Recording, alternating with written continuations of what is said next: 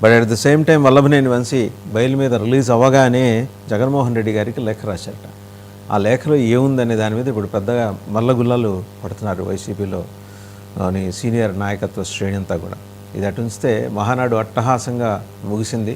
ప్రజల కోసం పునరంకితం అవుతూ తెలుగుదేశం తీసుకున్న నిర్ణయాల పట్ల హాజరైన ప్రజానీకం అంతా పులకింతలకు గురైందని చెప్పేసి వాళ్ళు పటాటోపంగా ప్రచారం కూడా చేసుకున్నారు.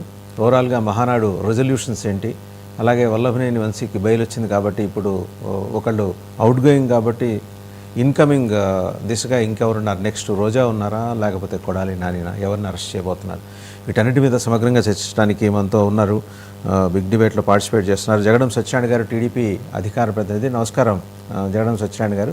అలాగే తిరుత్తణి వేణుగోపాల్ గారు, జనసేన సీనియర్ నాయకులు. అండ్ కారుమంచి రమేష్ గారు, వైసీపీ అధికార ప్రతినిధి. అలాగే సింగళూరు వెంకటేష్ గారు, అడ్వకేట్ అండ్ పొలిటికల్ అనలిస్ట్. అందరికీ నమస్కారం అండి. అండ్ టు స్టార్ట్ విత్ జగడం సత్యనారాయణ గారికే ముందర మాట్లాడాలి, ఎందుకంటే మహానాడు 3 రోజుల పండుగ బ్రహ్మాండంగా చేసుకున్నారు.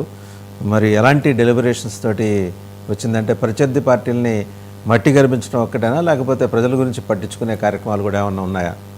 మీరు ఎలాంటి తీర్మానాలు చేశారు? సంపద సృష్టికి సంబంధించి ఏం మాట్లాడుకున్నారు మహానాడులో చెప్తారా జగడం సత్యనారాయణ గారు?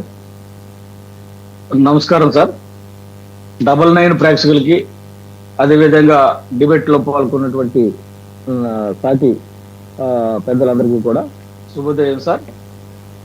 మహానాడు అనేది ఒక చరిత్ర అని చెప్పేసి తెలుగుదేశం పార్టీ ఎప్పుడు కూడా భావిస్తూ ఉంటుంది. అయితే ఇక్కడ కడప నిండింది, మహానాడు హిట్ అయిందని చెప్పేసి మేమందరం కూడా చెప్పడమే కాదు, వయా మీడియా అంతా కూడా మహానాడుకి ఏ విధంగా జనసముద్రంగా కడప నిండింది, కడపలో మహానాడు పెట్టాలనుకున్నారు, అసలు పెడతారా ఇక్కడ అని చెప్పేసి మాట్లాడేటువంటి సందర్భాలు కూడా అధిగమించి ఈరోజు మహానాడిని ఒక పసుపు పండుగగా కడపలో తీర్చిదిద్దుకుని మరి 3 రోజులు కూడా దిగ్విజయంగా మరి మేమేమైతే అనుకున్నామో తెలుగుదేశం పార్టీ తరఫున మా నాయకుడు ఆలోచన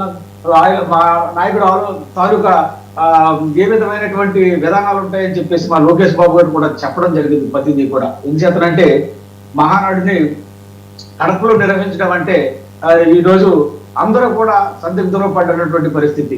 చాలా మంది వైసీపీ నాయకులు మహానాడు కడపలో పెట్టారు, చంద్రబాబు నాయుడు గారు కడపకు వస్తున్నారు కాబట్టి ఋతుపవనాలు వచ్చేసి వర్షంతో ఇక్కడ ఇది ఎంతగా వాళ్ళకి మంచి జరగకుండా చెడు దిశగా వెళ్తుందని చెప్పేసి వాళ్ళు ప్రచారం చేయడం, జనాన్ని అడ్డుకోవడానికి ప్రయత్నించినప్పటికీ కూడా తెలుగు తమ్ముళ్ళు ఎక్కడా కూడా తగ్గకుండా మహానాడిని కడపను పసుపు పండుగగా రెపరెపలాడుతూ కూడా తెలుగుదేశం జెండాని పట్టుకుని మహానాడులో పాల్గొనడం జరిగింది. అక్కడ ప్రతిదీ కూడా చంద్రబాబు నాయుడు విశ్లేషించడం జరిగింది.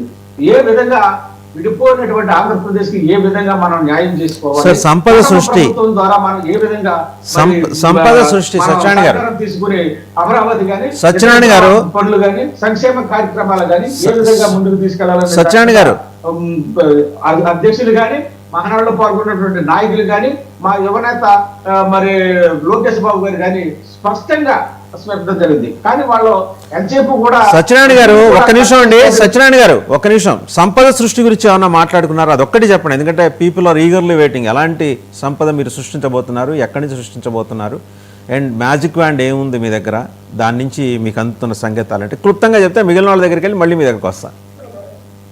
సార్ 16,347 మెగా బిఎస్సితో ప్రభుత్వం ప్రకటన చేసింది.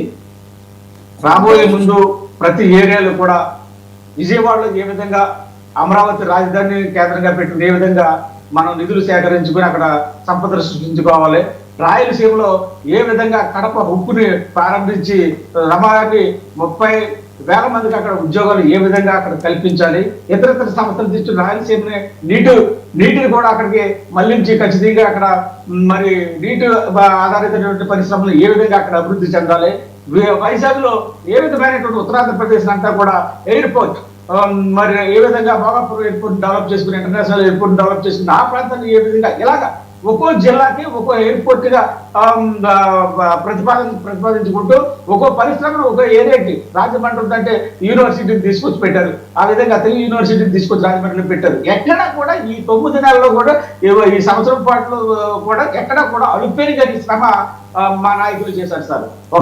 మళ్ళీ మీ దగ్గరకు వస్తాను. ఒకసారి సింగళూరు వెంకటేష్ గారి దగ్గరికి వెళ్దామండి. సత్యనారాయణ గారు మళ్ళీ వస్తాను మీ దగ్గరికి. సత్యనారాయణ గారు మళ్ళీ వస్తాను మీ దగ్గరికి. సత్యనారాయణ గారు మళ్ళీ వస్తాను మీ దగ్గరికి. ఒక్క నిమిషం సత్యనారాయణ గారు. సత్యనారాయణ గారు మళ్ళీ వస్తానండి మీ దగ్గరికి. సత్యనారాయణ గారు kindly listen to me. Satyanarayana గారు కైండ్లీ లిసన్ టు మీ. మళ్ళీ వస్తాం మీ దగ్గరికి. సింగళూరు వెంకటేష్ గారు మాట్లాడతారు. ఒకసారి సార్, ఒక అడ్వకేట్గా, పొలిటికల్ అనలిస్ట్గా వెంకటేష్ గారు నిన్న కంక్లూడ్ అయిన మహానాడులో సంపద సృష్టికి సంబంధించి ఏమైనా క్లారిటీ ఇచ్చారా? మీకు ఏమన్నా కనిపించిందా సంపద సృష్టికి? Very very good morning. Very good morning మీకు, ప్యానల్లో ఉన్న తోటి ప్యానలిస్టులకి, అలాగే 99 వీక్షకులకి కూడా అందరికీ.